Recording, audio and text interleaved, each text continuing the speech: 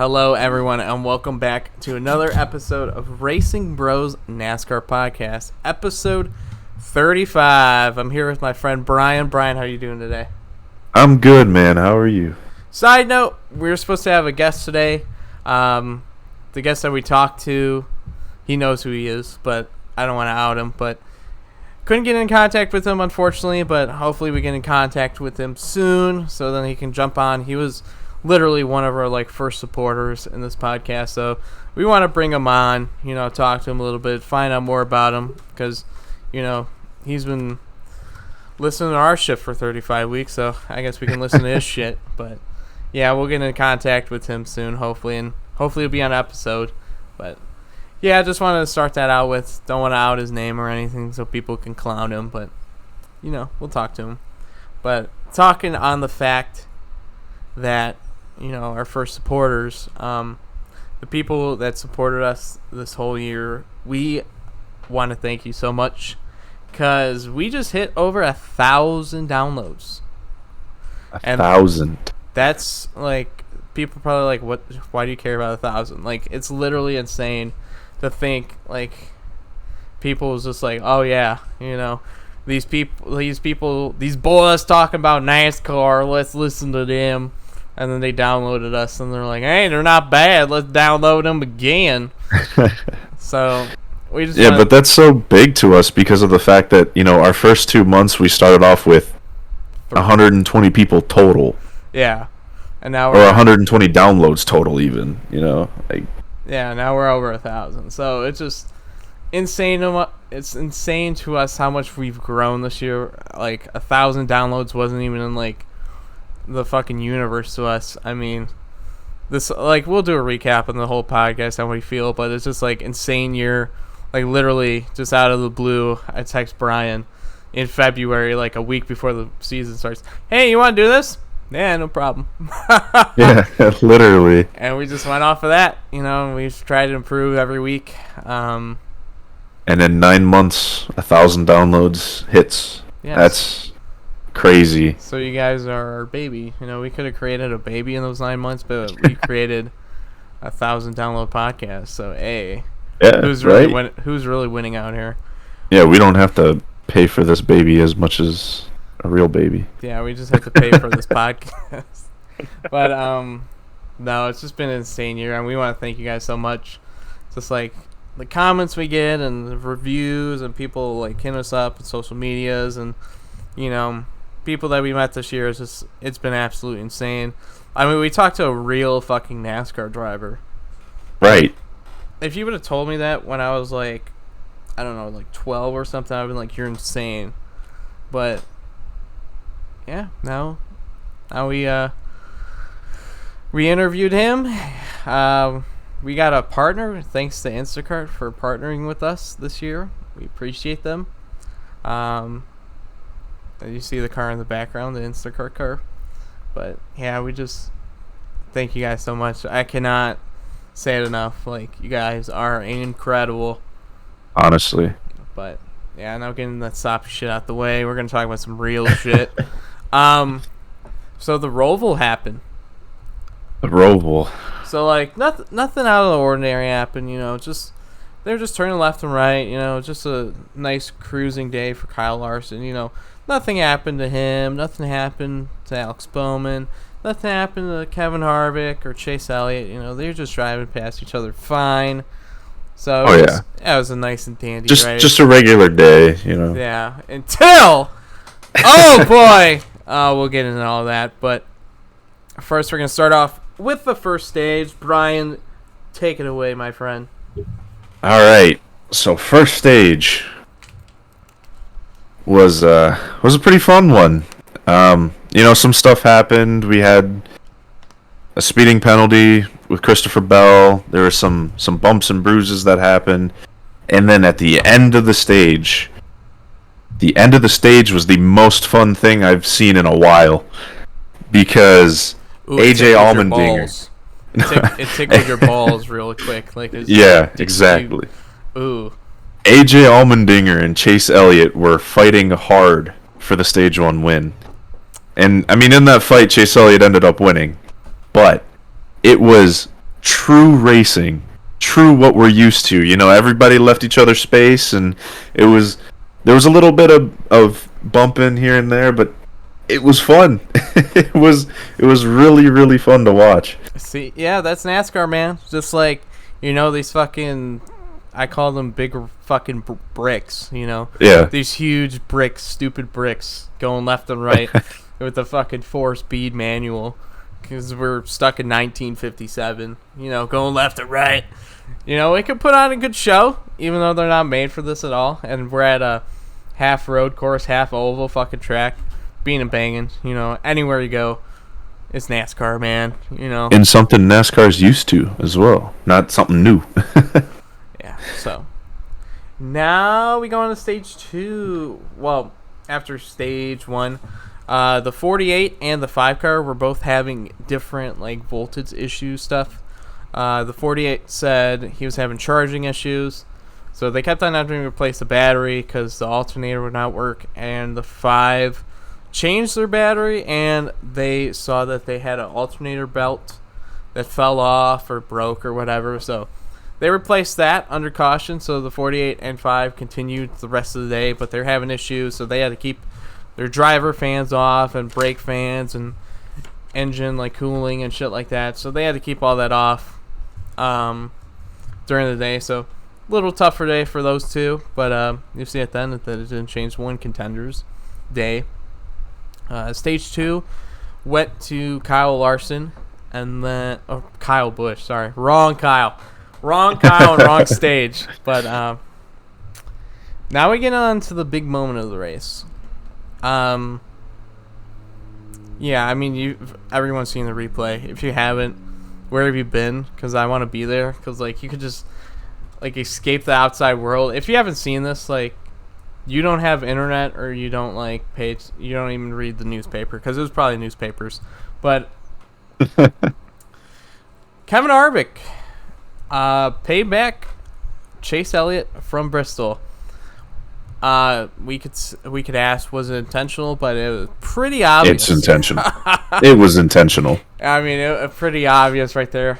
Gassed up on They that. even went back and they listened to the car of Kevin Harvick, and he accelerated a little bit when he got near Chase. So it's intentional. Yeah, and he wrecked him in probably the only real spot with a hard wall. So it was a very calculated move by Kevin Harvick. He waited for that moment, and when he saw that moment, he struck.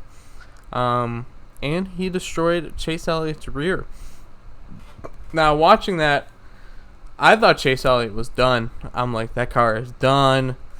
He's going to be out of the playoffs, because William Byron was still leading at this time. So I'm like, the 9's going to be out of the playoffs from that shit. But, I mean, we got to talk about the wreck, though. Big wreck. Yeah, I'm going to say, so we know all the events that happened at Bristol, okay? Mm-hmm. They're passing a lap car. They're going 3 wide. Kevin Harvick slid up to Chase. They bumped.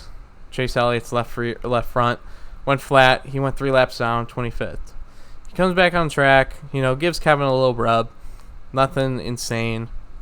Gets in front of Kevin and just kind of stays in front of him. He doesn't he's not blocking him or anything. He's just kind of running his line. Making him take the dirty air. He's not blocking him or running him up in the wall. He's just kind of running his line, just right in front of him, until Kyle Larson passes him, and then Kyle Larson wins. I guess Kevin Harvick thought that was more deliberate. They had words on pit road. Kevin Harvick was bumping his car. Their finger in each other's face. And then they went to the hauler, and then talked it out. Whatever they said, I guess it wasn't settled. Chase Elliott, the 25-year-old. Took it more mature, said, hey, we're moving on, blah, blah, blah. I'm not going to race him any different. And then Kevin Harvick called Chase basically a 9-year-old. And I think he was a 9-year-old today. The 45-year-old fucking veteran driver acting like a 9-year-old. Thought Bristol was a little more than we thought. I mean, Chase Elliott did not wreck him at all at Bristol. I mean, he rubbed him a little bit and was in his way. But Yeah, he literally said that talking to Chase was like talking to his son Keelan. yeah. And you can go and say that, but then don't show those same actions out on the track the next race or one of the next races. Yeah. So it's just, I mean, be it as it is, right? I don't get it. Like if I was Kevin Harvick and that happened to me, like I'd be pretty pissed, but I wouldn't be thinking about it 2 weeks later, fucking calculating my move to wrap. Yeah, I would have either done it during that race and settled it, or the next race, gave him a little shove. Because also the first time that Chase was in front of him, he gave him a bump. He gave him a tap, like kind of, fuck you, man. Yeah. That's probably the most I would have done, to be honest. Yeah. From like the circumstances we know, but he just took him out. I mean, he waited that whole time until he was in front of him, in where that hard wall is, and fucking just took him out. And you can't excuse it. Like, it just... Yeah. I don't know. Yeah. And then, on top of that, Chase almost ended up taking out Cole Custer on accident because he couldn't really control his car. I think he was also trying to get Harvick as well. I think he tried to, but with the way that his car was, he had to slow down in order to make it at the same time. So an innocent bystander was hit in that. Yeah, but we're jumping a little bit ahead. But do you think if Chase Elliott got to his bumper, he's wrecking Harvick? Honestly, probably. Yeah, I mean, yep. He has all the right. I mean, his team gave him a green light in that situation. If I was Chase Elliott, he's getting dumped. Yeah, if I'm his race engineer or his crew chief, I'm gonna say, do what you have to do. Yeah, I mean, literally, his crew chief's like, hey, if you wreck them, you're in the playoffs. Yeah, right. And then Chase like, yeah, we are. Yeah. So. Yeah. And I mean, they literally told him. They said, go and get him. Yeah, I mean, if that happened to me, that's a chicken shit move right there. That's straight up. That's straight up getting dumped. Like, even if I'm NASCAR, honestly, I'm giving him the green light to do it, but I'm still gonna penalize him for it. Oh, I don't care. But my fucking race is already ruined. Fuck him. He's right. He's getting taken out, or if he's still on pit road, he's definitely getting his fucking ass beat. Cause that's rules for fucking ass beating right there. You take me out. Chase. What if Chase was out of the playoffs? Does he run to the infield care centers, beat his ass? Because he can't wreck his car, and then Kevin Harvick would have been out still. So let's just say Harvick, did the crash that we know, crashed in the wall when he shit his pants, and Chase Elliott was also out. Let's say William Byron wins. I mean, if I'm Chase Elliott, there's no reason for me to take him out. I'm just gonna beat his ass. Why do I care if I take him out? Because it doesn't hurt him at all. He's like, I don't fucking care. This year sucked. Whatever. So. And, I mean, Harvick screwed himself by doing that. There was no point. I mean, you only made your chances of making the next round of the playoffs harder. Yeah, I mean, it's just... I don't know what he was thinking, because we'll get into the question there. But, now we're just going to move on from that, because we're going to talk about that later, too, in the questions. Yeah. Then AJ Allmendinger had some problems. He had an engine failure. He was up front most of the day, so unfortunate engine failure for colleagues' last Cup Series effort in 21. They'll be full-time in 22, so they got a win this year. So shout out to Colleague Racing.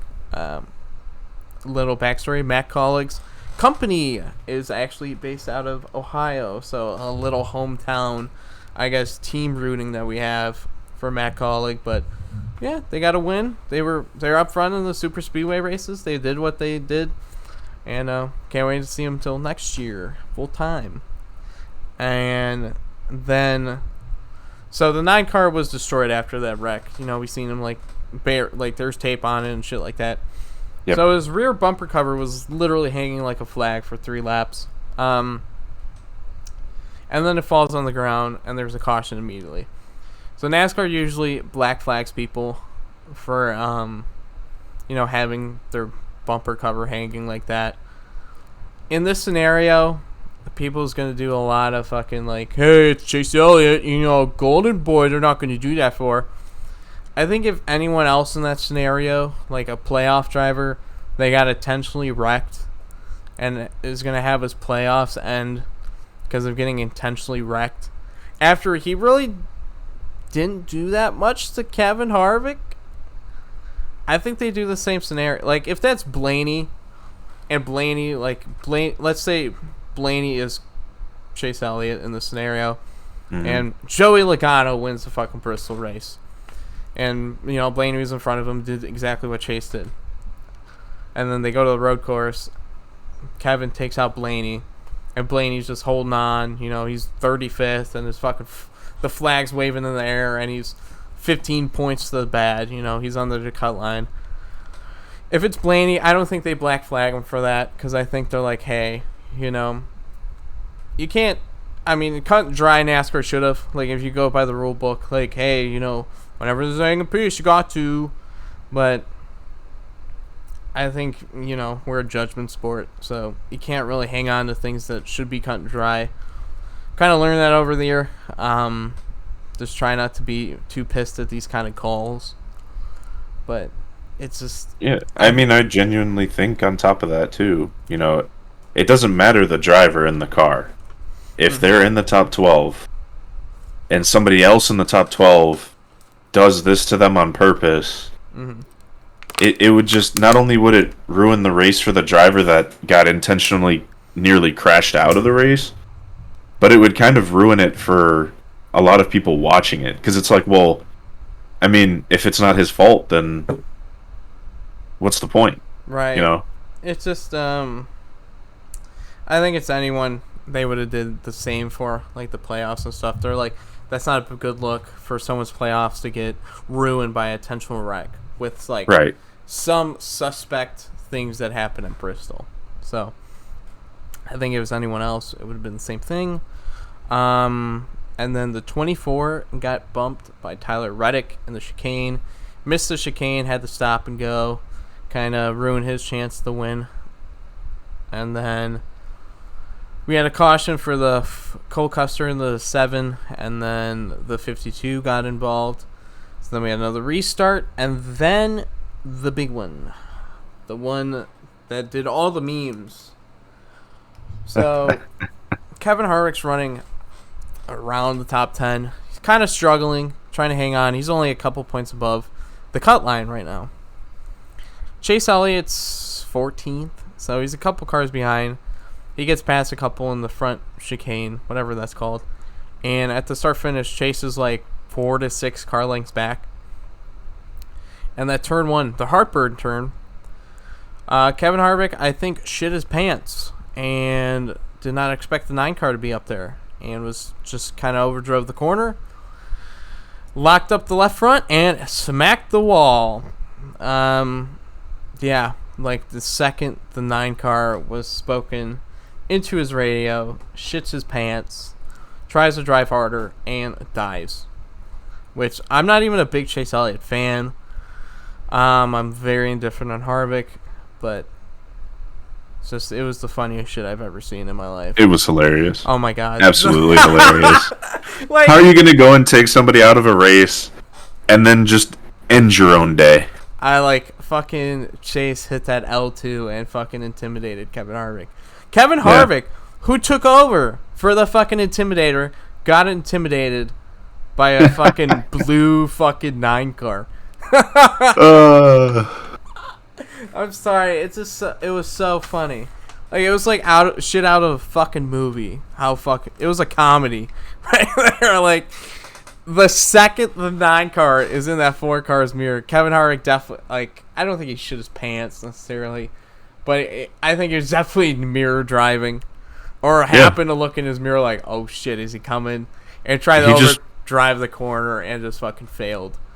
He got into his own head. Chase didn't even do anything. Chase was just driving. Yeah. And Harvick goes, oh, the 9. And then just ends it. Pretty much. Just What are you doing? yeah. I mean, he just tried to drive it in too hard because he knew he was gonna get destroyed. So he just drove it in too hard. I don't think he was like scared or anything, but it's just like he just overdrove it and just fucking. He was like, "Fuck this, man." But it was absolutely hilarious. Just fucking seeing Kevin Harvick shoot his pants on live TV when the fucking blue 9 was coming back. I'm sorry. Yeah. That was the funny shit that happened all year. I was laughing my ass off. I could not control myself. Me and Brian were watching it like live and like had our live reactions because oh my god, that would have been the race to watch live with each other. Like, oh my. Hey, next year, fucking book it. All right. Oh my god, but it just. Oh man. Just seeing a grown man shit himself on live TV and just like that was pretty much the meme of just like get fucked. Like just I mean karma, whatever you want to say, that was a big fucking karma or just get fucked or whatever you want to say. Yeah. Oh my god. If you're a Kevin Harvick fan, I feel bad. I'm sorry, but it's just, I mean, it's a little funny. You gotta kind of think it's a little funny, but. Yeah. Yeah, and then the 52 got, like, I don't even know who the fuck was driving the 52. He got into Martin Truex with, like, 2 laps to go. Yeah. And Martin Truex was on the cut line, so let's say William Byron wins. Martin Truex would have been out if that would have happened, but William Byron did not win. He was pushing it really hard the last couple laps. He wrecked. He finished 11th. Top 2 or 3 car all day. Definitely should have had a chance at the win, but shit happened with Tyler Reddick. And Kyle Larson somehow won. Even changed the alternator belt. He was fucking fast all day. Got up to the front, and he won. So yeah, I think if what didn't happen with Logano, because Logano hit the back of the 11 car, Denny Hamlin. Mm-hmm. If that didn't happen and he didn't ruin his own hood and I think he kind of flat spotted his tires a little bit. I think if that didn't happen, Logano might have been the winner, which would have been very interesting. He could have had a shot, but Kyle Larson wins another race. So the 4 cars that are out, Kevin Harvick that shit himself in turn 1. I'm just gonna this whole year. I'm just gonna continue saying. Like, that was a Kevin Harvick shit himself in turn 1 moment of the race. 20 car, Christopher Bell, he had splitter damage after his penalty. He got on the grass, then went out really quick, got splitter damage. Not really a factor all day. The 24 had a top 3 car at least. Couldn't finish it off. And then Bowman had his own troubles with battery and shit like that. So he was fighting it. I think he finished like top 10 or something. But just not enough. Needed a must-win for the Roval. But, yeah, that was the Charlotte Roval. So, what do you rate that race, Brian? Ooh. I've been thinking about this one. I am for sure within the realm of 90 to 95. I mean, that was a really, really good race that we had. And honestly, everything that happened, I don't care if my driver, pretty much ended his own day or, somebody ended his day. I genuinely had fun watching that race.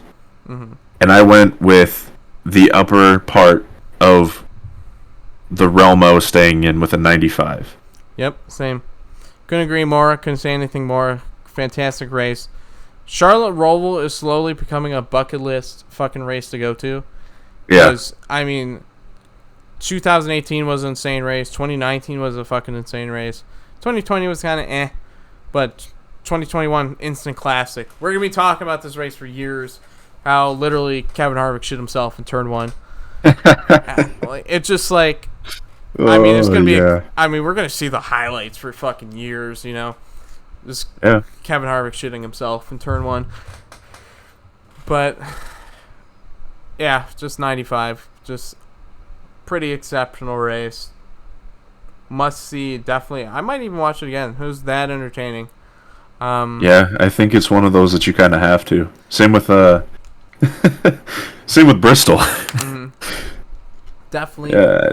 very, very entertaining race. So that was the cutoff for the round of 12. Now we roll into the round of 8. But question 1, we were talking about these questions earlier before when we were talking about our Kevin Harvick and Chase Elliott's situation when Kevin Harvick shit himself in turn 1. Why would Harvick try and wreck a championship contender when he still has the uphill climb to even make the round of 8? Wouldn't the best option to not make any enemies? So, kind of long question. Basically, just questioning why Kevin Harvick would wreck Chase Elliott in that scenario if he's still a championship contender. I think just emotion got the best of him. I don't think he was thinking with a clear head, which, comes to moments like that, and then shit happens. So I think he just wasn't thinking in a clear head. I think it was like calculated fucking Kevin Harvick. He wouldn't have even did that to Chase, but he was obviously pretty upset. Still with Bristol, but yeah, I just think he wasn't using clear head. I've never been in a fucking playoff moment, and someone, if I haven't won in a year and I thought someone did something to not make me win, I don't know what the headspace is like, so I don't know. He could have just been super emotional, just wanted really that win, but I think he got taken away from him from Chase Elliott. But yeah, I just don't think he was using the clearest of heads and looking at the biggest picture. Yeah, I agree, but I also disagree at the same time. What? I feel like I kind of feel like this was out of selfishness more than anything. Not only did you take yourself out of the round of 8, but you just took the last hope for your team for this year out of the championship completely. So, I don't know. I guess it's kind of one of those things, take it as you will. But that was probably one of the cars that I was kind of happy to see bounce back from the start of the year. To each their own, I guess. Yeah. Now question, or did you have anything else on that question, or let's move on to the next one? No, let's go to the next one. All right, question 2, more Harvick and Chase Elliott stuff. If Harvick made the round of 8 and Chase didn't, what would you do if you're Chase Elliott? Basically the same thing I mentioned. I'm sorry, I don't think Kevin Harvick would be fast enough to make the round, like the championship 4, with how SHR has been running this year. So if I was Chase Elliott, don't even need to fucking take him out. Just straight fucking fisticuffs. That's what I would have did after the race. Just straight fisticuffs. I mean, I know he's probably a much better person and way more mature than I would be in that scenario. But if that was me and I was Chase Elliott, I would do some fisticuffs to the old man. I agree again. I also think that if I was Chase and I was taken out of the round of 8, the entire time that Harvick is in front of me in this next round, I would scare him. I would genuinely scare him. I would start, if he's just there in front of me, I would kind of go up to his bumper and just like shake a little bit. Not to the point you take him completely out. I would just try and scare him. I genuinely, I don't see any reason at this point to wreck him. There's no point. I mean, I'm already out. He's not gonna make it.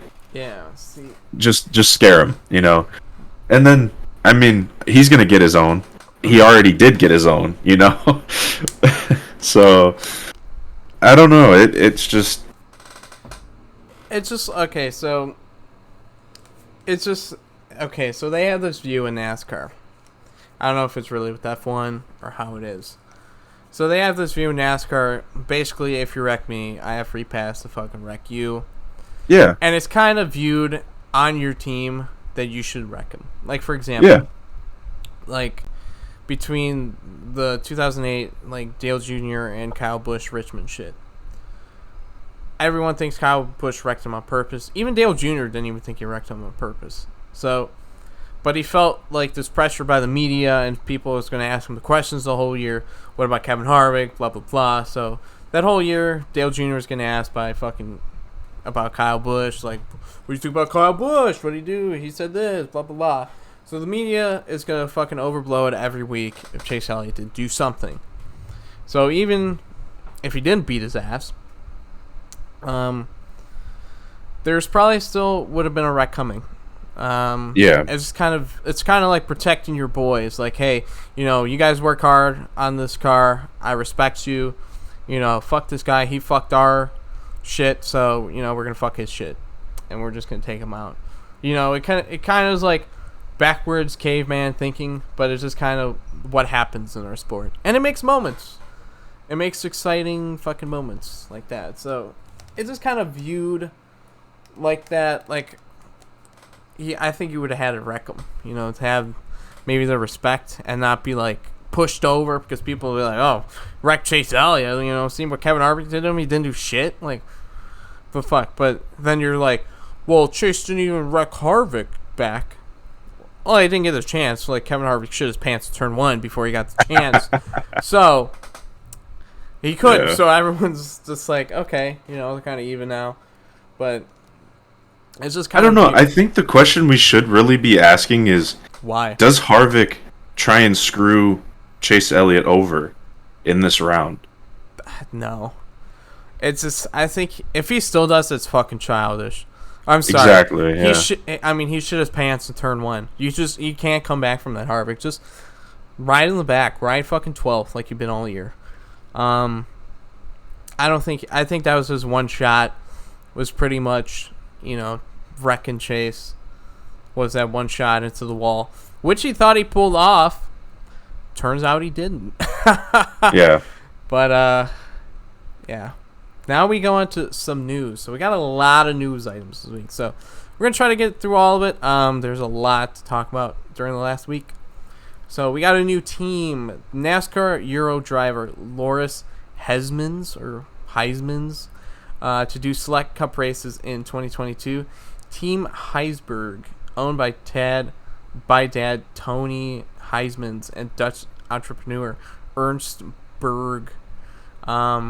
I probably butchered all of their names. Ream Brothers Racing is going to build the cars. They're going to be the number 27 Ford. So we're going to have a new team with NASCAR Euro driver. Exciting to see new teams, especially in the Cup Series. That's awesome to see. We'll see how they do. Rick Ware Racing announces an alliance with SHR next season. We'll have Rouse Yates engines. Wow. Really butchered that. But, yeah, now Rick Ware has an alliance with SHR. We have Rouse Yates engine, so it won't be like, some Rick Ware cars are Chevys and others are Fords and shit like that. So they're all going to be Fords next year. Rick Ware was saying that he's going to have 2 cars for sure. He might have 3. So he's not going to have the 4. So we'll see where that other charter goes. Interesting to see on the charter market. Ty Dillon will be back in the Cup Series next year. He is formally announced as the GMS Racing driver for Cup. He will be the 94 Chevy, the next gen package release. So for the package next year, we'll have 670 horsepower, the 4-inch spoilers. Those are going to be the short tracks and road courses. For the mile and a halves, we'll have the 550 package is coming back with the 8-inch spoiler. So we have low power, big ass spoiler for the next gen cars. The Talladega and Daytona aero package is undetermined. Now, you're gonna say, Zach, we were kind of indifferent on the 550 package this year. We were, but this is also a whole new car, so we will give it a year to kind of see how it races. We don't know. I'm not a fucking engineer. I don't know how these cars are gonna race. I know what the 550 has done before, but this is a whole new car, whole new template. We'll see what happens. That's all we can see. Sources indicate 2311 tentative deal for a charter from Front Row has collapsed, as Front Row has walked away from final talks. One option for 2311 likely is talk to Spire, which is expected to have at least 2 charters in 2022. FRM could remain a 2-car team, Cup team in 2022. So we talked about these rumors that 2311 was going to buy one of the charters from Front Row. Front Row was going to become Toyota. They were going to run one charter, and that was probably going to be with McDowell. While those talks have totally went away. So we don't know what's going to happen in Front Row. Are they going to be Ford next year? Are they going to even have 2 drivers? Are they going to have McDowell and Anthony Alfredo come back? We don't know. So Front Row Motorsports still in question. And yeah, that was kind of the news during the week. So a lot of news, just kind of read them. And now we'll move on to Texas.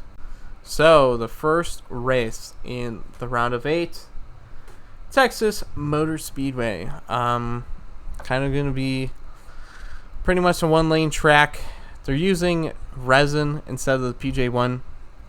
We saw with Nashville that helped, with 2 lanes. So maybe it'll help out Texas. I don't know. We'll see. But Texas is the first race in the round of 8. So, Brian, who do you pick and why for Texas? Ooh, all right. So, Texas is one of those. I'm not particularly excited for. No one is. But so, I was thinking about it. I had a few drivers in mind, and the last one I'm going to come across is Chase Elliott. The reason, Elliott. Yeah, after everything that's happened, Chase Elliott is going to be the driver I pick. And that's mainly because he is in a position where he could repeat this year. Mm-hmm. And I mean, he's only 2 out of the bubble, or on the bubble right now, so he's -2. And honestly, I don't know. I'm going to be honest, this is kind of a hard round of 4 because you look at this, these are all solid drivers. I'd argue everybody pretty much deserves to be here. Everybody's decent drivers, if not better. Mm-hmm. But no, I kind of want to have an interesting battle going into the end here, and Chase Elliott is my pick. So Chase Elliott. I'm gonna pick a driver that's kind of been on a kind of a roll. He's been fast a lot of the year, and I'm gonna pick Ryan Blaney. He's had some good success at Texas. I think he's gonna continue that in this round, and I think Ryan Blaney will win on Texas. Really good pick. Yeah, thanks, pal. Thanks, bud. Hopefully, I can. No, I think Blaney's definitely going to be one of the favorites. Well, now I don't want to pick Blaney because you're talking about my guy. You're jinxing. No, there's nothing wrong with that. Come on. I didn't say a word about Chase Elliott. Now you're jinxing my man. You know what? Here, I got you. Brad Keselowski is going to win this race. No, I'm joking. If he did, I'm just going to save that clip. But thank you guys for listening to another episode. Episode 35. And, again, we appreciate all the 1,000 downloads that we got. We will continue making them. And, yeah. So, it's kind of hit all our points for the podcast. Nice solid podcast. We give ourselves a B+ there. A little packet on the back. Good job, us. Thank you to Instacart for partnering with us. Instacart makes your life easy. I don't know why everyone's not using it. Instacart, you can just go on the app, select what grocery items you want, and it can be delivered to you as little as 1 hour. So you can continue sim racing or continue doing a podcast or going for a nice walk in the park, and your groceries will be at home. But thank you for Instacart for partnering with the Racing Bros NASCAR podcast. Click on the link below and start your free Instacart account below with our link. You get your first delivery for free. And yeah, now we're going to sign off. So thank you guys for listening again. Thank you, Brian, for coming along. Thanks for having me. Hopefully we'll have our guest next week. Hopefully, if they listen to this, please come. We want to talk to you. But thank you guys, and we will see you next week. Take care.